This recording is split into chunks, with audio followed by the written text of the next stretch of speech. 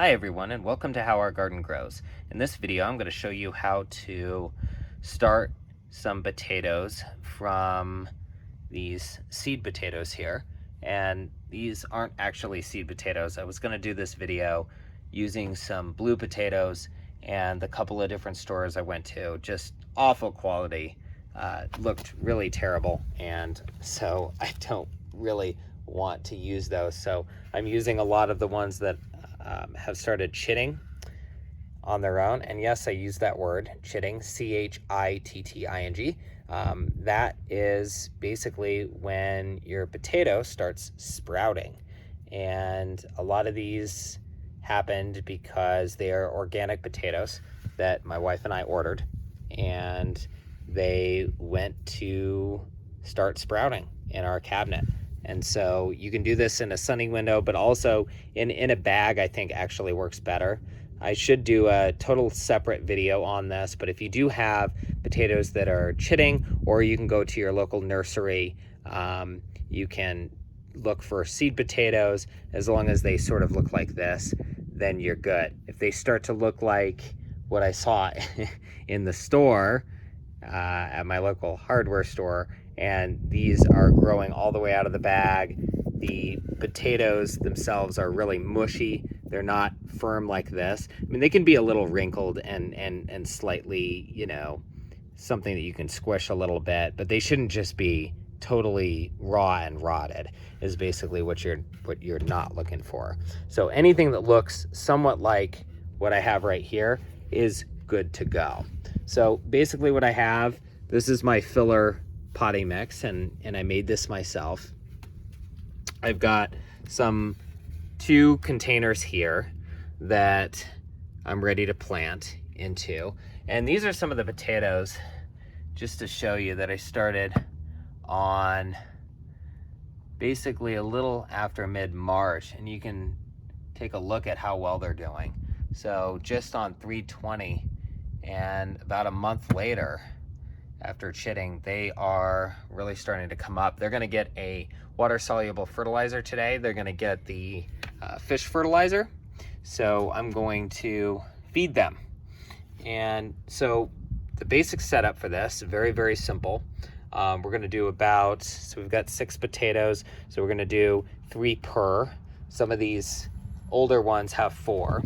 But what I'm going to do is I'm going to take a well-balanced, we've seen this before in other videos, a well-balanced granular fertilizer. So I've got a 533 here.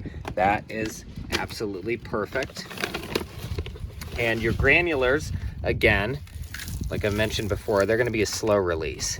So this is going to gradually feed my plants, and that will work with the water soluble, which is the immediate feed that the plants can use immediately.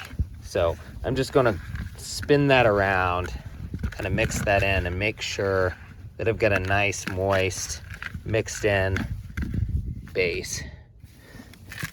My other mix that I showed you that I have my potatoes in, that mix already has some fertilizer mixed in. So I'm not really losing anything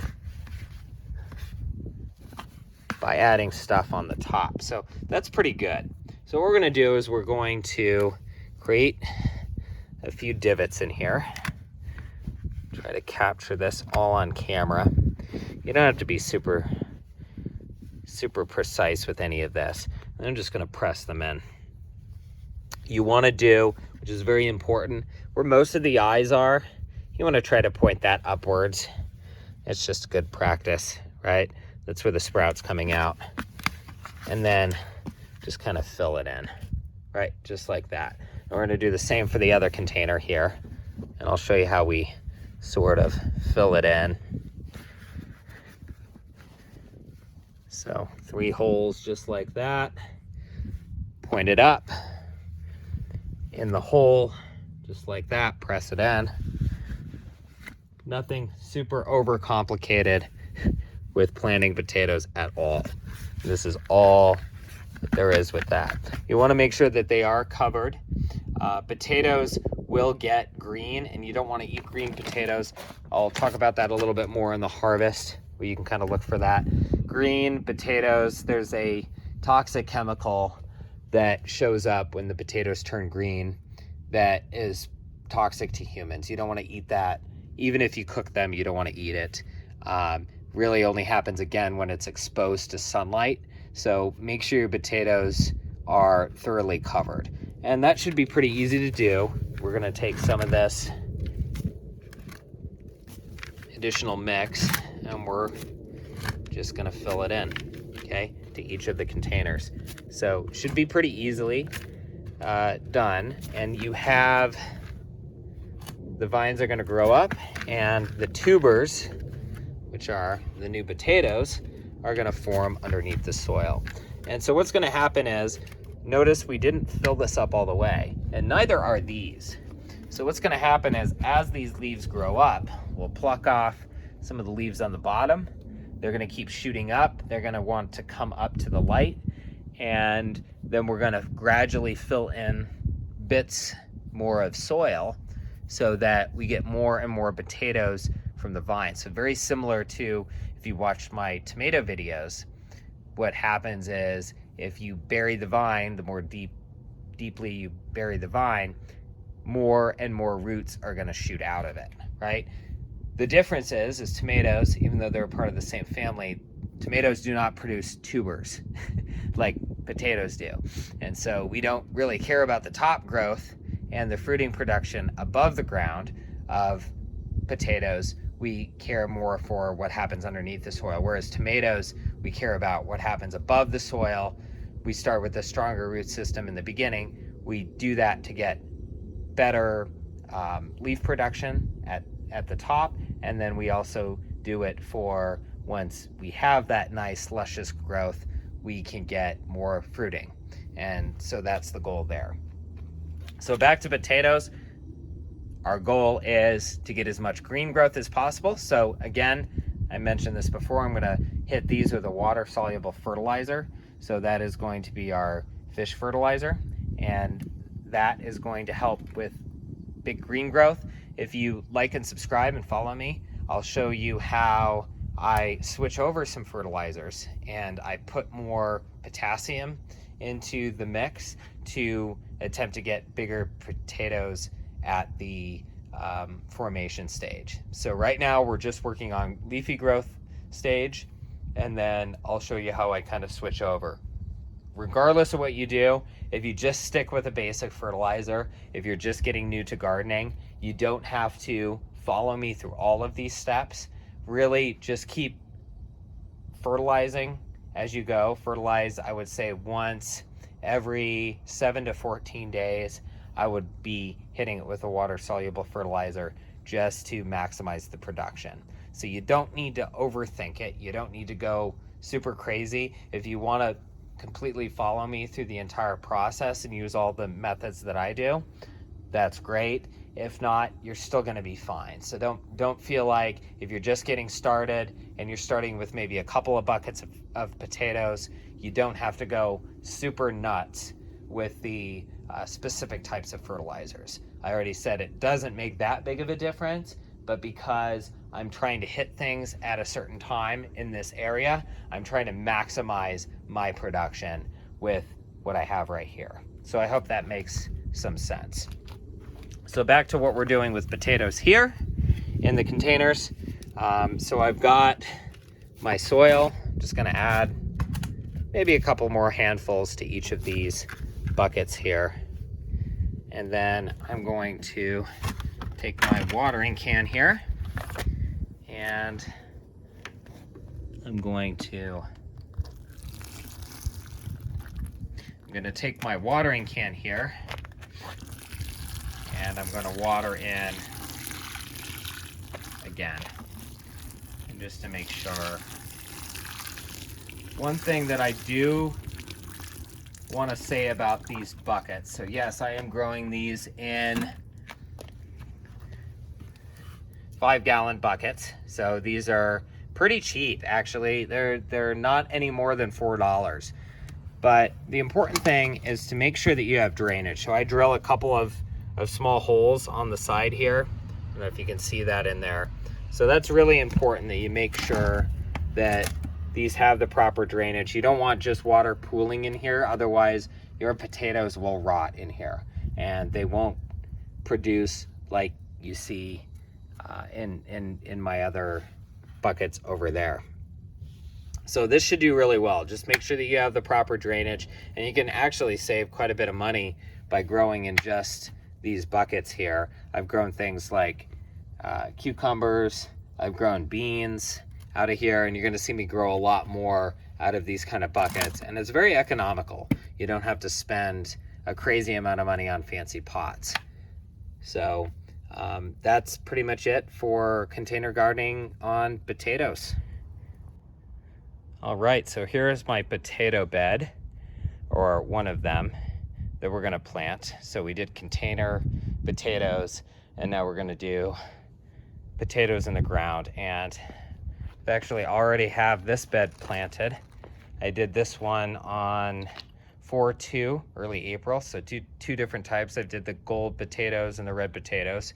We're gonna end up doing russets this time. So what I'm gonna do first is I'm gonna prepare this little section on what we're gonna plant. And so I've already added some compost in here. I've churned it up a little bit.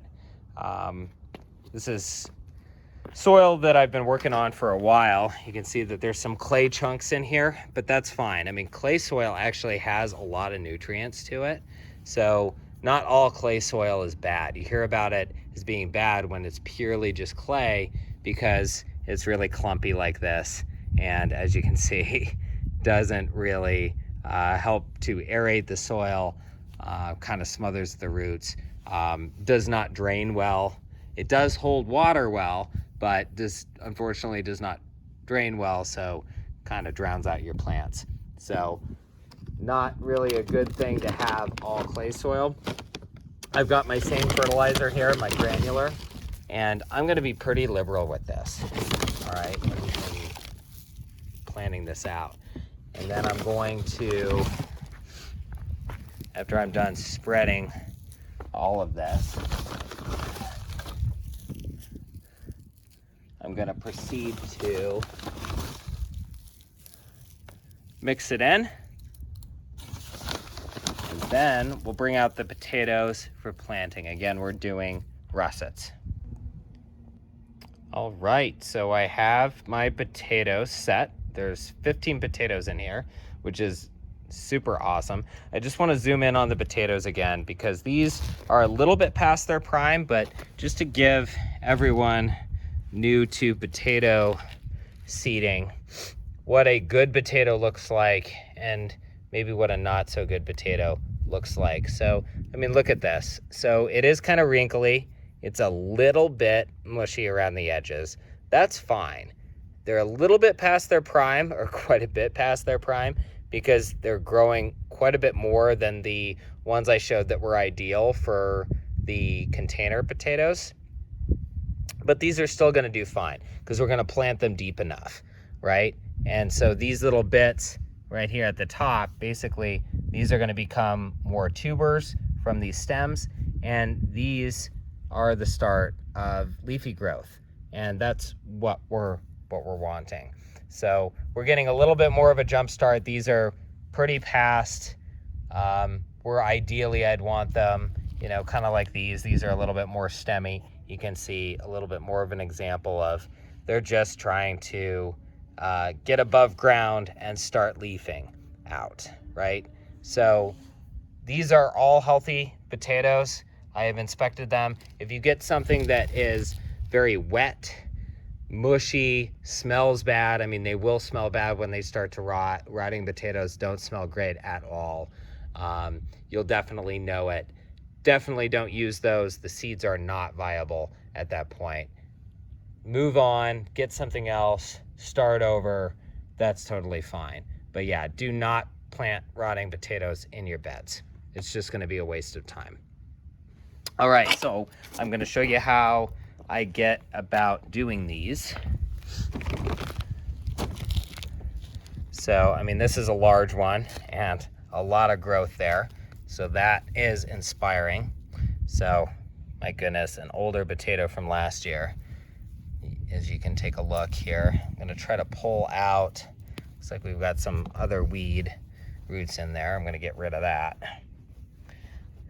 But I've already churned this pretty well, so we should have a pretty good time getting stuff in here. And this is a little wood chippy. I've tried to move a lot of the wood chips out. A few aren't gonna hurt at all. And I'm just gonna kind of pile in the soil here and pack that over. What I'm probably gonna do with this, just because these are russets and I want them to get a little bit bigger, I'll show you how I do it later. I'll probably do a mound on the top and just kind of let it settle on top, just to make sure, again, that we don't get any big sun exposure to the potatoes. And I'll probably do a layer of mulch, but I'll show you how I do that in a future video. So I'm just gonna keep going through here, and this should be pretty simple, right? You know, you want a good soil depth of, I would say, at least 6 inches that you're trying to get the potatoes down. If not, if you're doing like the hilling method, which I'm doing kind of a hilling method with these, I'm gonna be, of course, adding some soil to this. This is pretty much the top of where I'm at here on my stone, but I'm going to try to add a little bit more as these potatoes grow, so I can try to get as many potatoes as possible. But this soil, I'm actually very, very happy with this row that I'm creating. So again, just gonna do this all the way down for all these potatoes. All right, so I have leveled off the soil and covered all the potatoes. So we have 15 seed potatoes in there for the russets. I'm gonna go ahead and mark that. I'm gonna water it in, and that's about it. We're gonna wait for the green growth to start coming up. Nothing, unfortunately, has come up yet for the other potatoes, the red and the gold potatoes that I put in the ground, but it has been cold. It's been pretty awful around here, so I'm kind of waiting for this and to kind of warm up a little bit. Hopefully this week we'll get a little bit of that warm weather, which is forecast, and we'll see what we can get out of all of this. But I'm looking forward to a lot of homegrown potatoes this year. So if you want to follow me through the production of both the containers and in the ground, please like and subscribe. Definitely helps us out a lot, and comment also helps us out a lot. I want to see what you all are doing in your gardens this year. And of course, check out our other YouTube videos. Thanks again for watching.